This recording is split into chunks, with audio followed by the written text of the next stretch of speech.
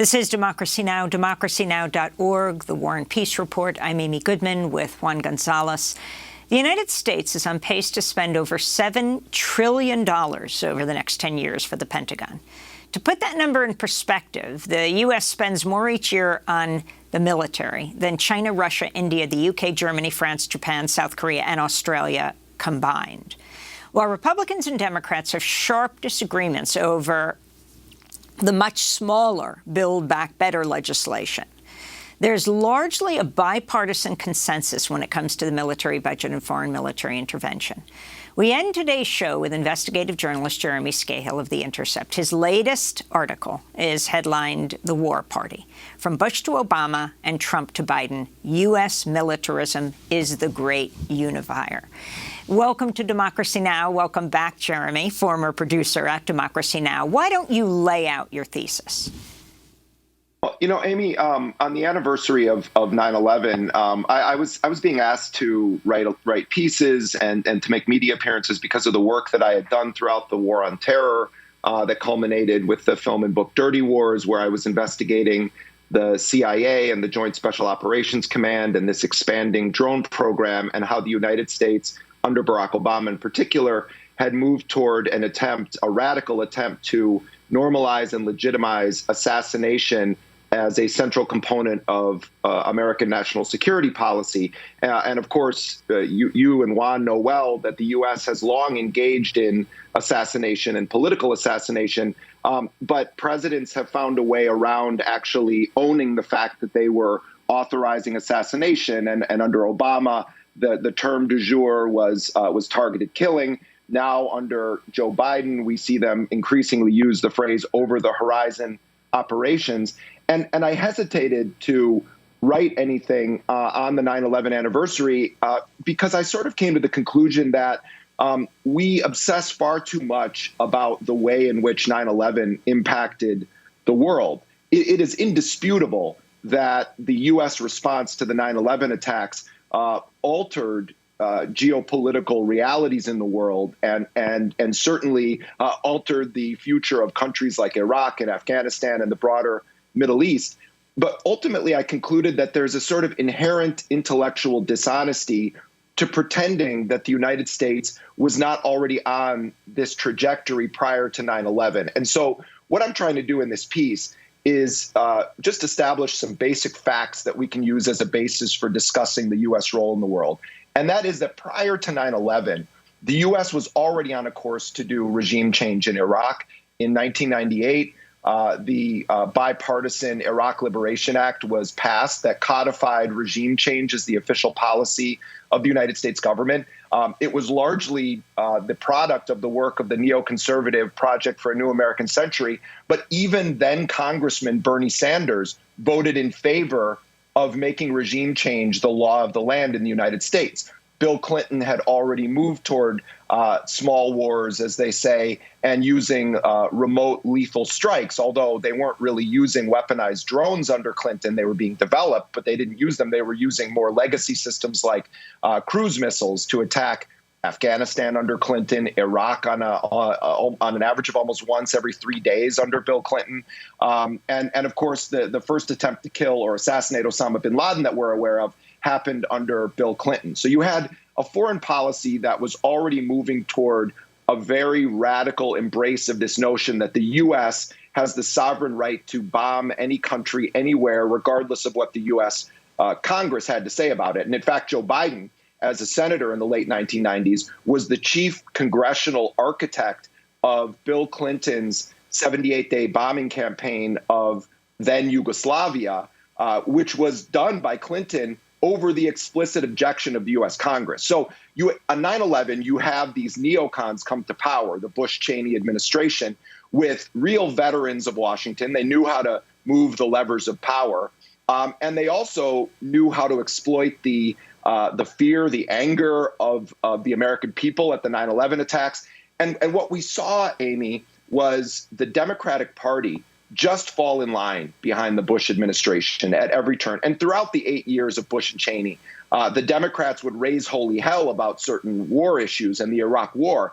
But when it actually mattered, when it was the Patriot Act, when it was the authorization for the use of military force, when it was the Iraq War, the kingpins and queenpins of the Democratic Party aided and abetted a militant neocon agenda. And we could talk a lot about Barack Obama, but in short, Barack Obama, when he campaigned in 2008 against Hillary Clinton in the primary and then against the notorious militarist John McCain in the general election, one of the main reasons why his campaign caught such fire was this notion that he represented something different than the bipartisan war party. And of course, what ended up happening when Obama comes into power is he lets the CIA off the hook. He lets Donald Rumsfeld and the other torture architects off the hook. And then he radically expands some of the worst aspects of the so-called war on terror and uses his credibility as a constitutional law scholar, as the first black president, as a sort of guy that was perceived as being a different kind of politician, to push the U.S. Imperial agenda on a militarist level beyond what a John McCain would have done, because he got the Democratic Party to support it.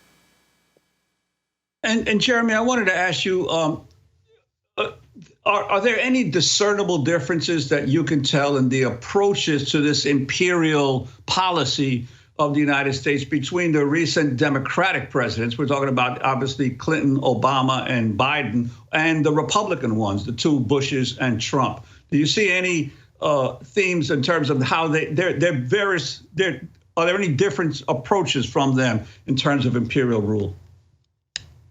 Yeah, Juan, I think let's start with like what I think is the most obvious issue that I think you could say it's a good thing that Joe Biden did this, and that is the withdrawal from Afghanistan.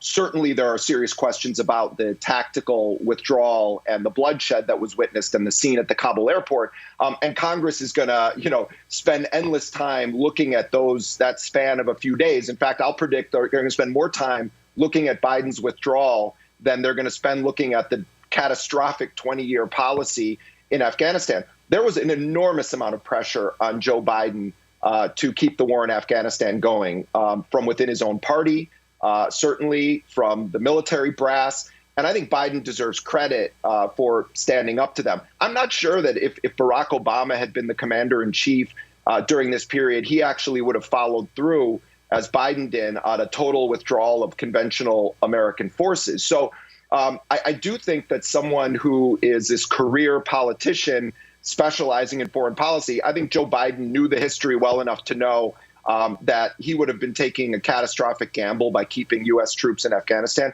And I think that there are outside of Bernie Sanders, I think there were almost no Democratic candidates that would have had the spine to follow through on Trump's withdrawal plan. Regarding China, I think, Juan, that it's a bit of a wash because you have both the Democrats and Republicans taking an increasingly hostile posture. And when you have someone like Trump engaging in the rhetoric that he engaged in, I think some world leaders can sort of recognize that this guy is a bit of a lunatic. But when you have Biden and his Secretary of State, Tony Blinken, staking out a very radical position on Taiwan, and then saber rattling and doing military exercises, it takes on a different level. So I think that Democrats have to engage in kind of theater about human rights and international law and due process, but they ultimately, at the end of the day, are just as aggressive as Republicans, albeit with some tweaking of the machinery. And I wanted to ask you, given all of this emphasis now in the early days of the Biden administration on the threats from China, but even now in terms of the Soviet Union and Ukraine, of Russia and the Ukraine, the Soviet Union collapsed more than 2 decades ago. And China, despite its socialist veneer, has become the manufacturing linchpin of world capitalism. So isn't this renewed fear-mongering on the supposed threats from China and Russia simply a way to justify greater, as you say, government expenditures on the military complex, which then privatizes this stuff and for the consumer market? I'm thinking, for instance, of drones. Drones are now becoming a major consumer market when it started out as a military tool. Oh, Absolutely, Juan. And I think that if you look at the recent comments of Xi Jinping, particularly after his virtual summit with Joe Biden, he's been really hitting the talking point that what's happening is that the United States is taking this neo-Cold War posture, and I think he's entirely right. But I sort of see it in the same vein as you, Juan. China, the United States, and Russia in particular are engaged in a classic capitalist battle for control of natural resources all throughout the world. I mean, look what's happening on the African continent. You have China engaging in large-scale construction projects. You're also starting to see Chinese manufactured drones popping up in a variety of conflicts.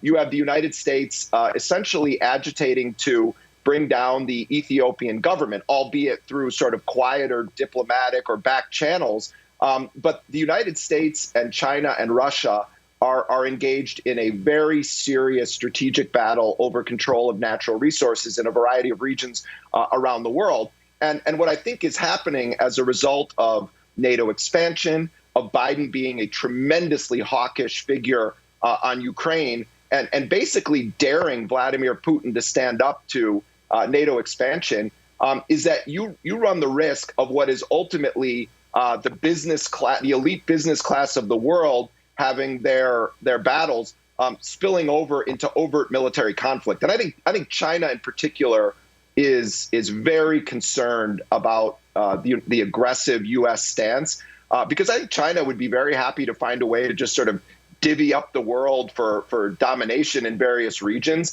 The United States is not going to accept that. And the U.S. posture is pushing China and Russia into an even closer alliance akin to the relationship during the Cold War.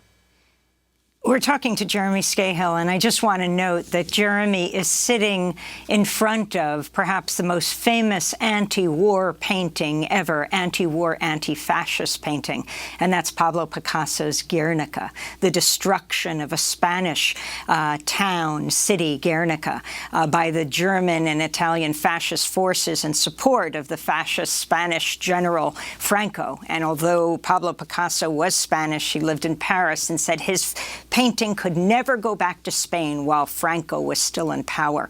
But that's not what I want to ask you about, Jeremy. I wanted to ask you about that other piece you wrote, headlined, U.S. absolves drone killers and persecutes whistleblowers. Can you talk about the last drone strike that we know of in Afghanistan during the U.S. withdrawal, and what whistleblowers have to do with that?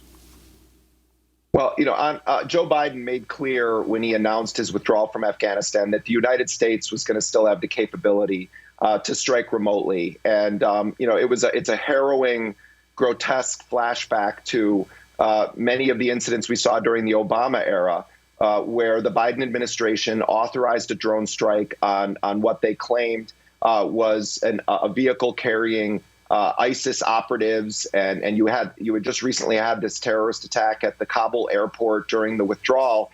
And on the surveillance feed that the drone operators were looking at, we now know that they saw clearly at least one child and still went forward with a strike. And 7 of the 10 people killed in that strike were children, and 10 of the 10 people were civilians. Now, the person who's been convicted of leaking top secret documents and secret documents on the drone program, Daniel Hale, who is serving almost 4 years and is now in a Kafka-esque communications management unit in federal prison. One of the revelations that Daniel Hale was convicted of making that was published by the Intercept stated that at a certain period of time, U.S. so-called targeted killing operations in Afghanistan, as many as 9 of 10 people killed in the strikes were not the intended target. We don't know who they necessarily were. They could have entirely been innocent civilians, or they could have just been people the United States didn't know, but that the United States would preemptively categorize them as enemies killed in action. That was initially what happened in this strike as well, except 10 of 10 were civilians. And the one name that everyone knows is the individual who worked for a U.S. aid organization, was one of the people killed in this strike. So and what happened after that is that the Pentagon did its own investigation of itself and exonerated itself of any crimes. This is the bipartisan self-exoneration machine that has long fueled U.S. military operations around the world. Joe Biden was part of the Obama administration, of course. We have 10 seconds, Jeremy. As a global octopus with lethal tentacles that could strike anywhere. Daniel Hale should be freed. He is an American hero for revealing what we now see continuing under Joe Biden. Well, Jeremy, we want to thank you so much for being with us, and we're going to link to your piece as senior correspondent and editor-at-large at The Intercept. The latest piece, The War Party from Bush to Obama and Trump to Biden, U.S. Militarism, is the great unifier, as well as his piece, U.S. absolves drone killers and persecutes whistleblowers.